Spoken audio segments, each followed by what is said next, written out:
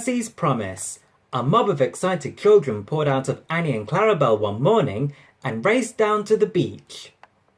Explained Thomas. Promised Percy. The children had a lovely day, but at tea time it got very hot. Dark clouds loomed overhead. Then came lightning, thunder, and rain. The children only just managed to reach shelter before the deluge began. Annie and Clarabelle stood at the platform. The children scrambled in. Asked the vicar. The station master called Percy. He ordered, "The rain streamed down on Percy's boiler." He shivered and thought of his nice dry shed. Then he remembered. He told himself.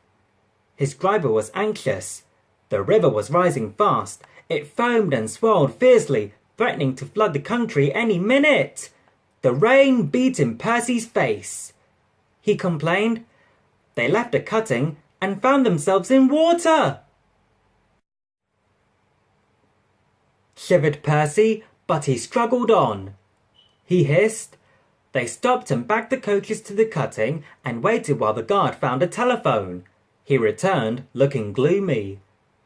He said, "The fireman went to the guard's van carrying a hatchet." Said the guard, "They broke up some boxes, but that did not satisfy the fireman." He said.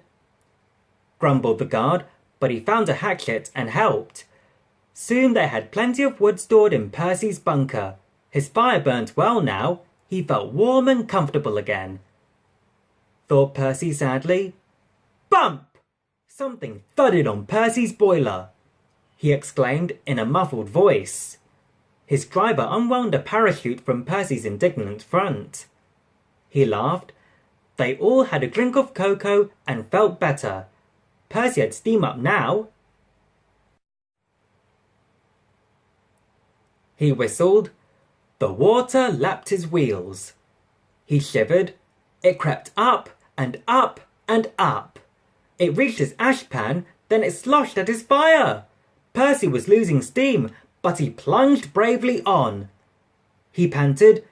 They piled his fire high with wood and managed to keep him steaming. He gasped. He made a last great effort and stood, exhausted but triumphant, on rails which were clear of the flood. He rested to get steam back, then brought the train home. Called the vicar, and the children nearly raised the roof. The fat controller arrived in Harold. First, he thanked the men. Percy snorted. He chuckled.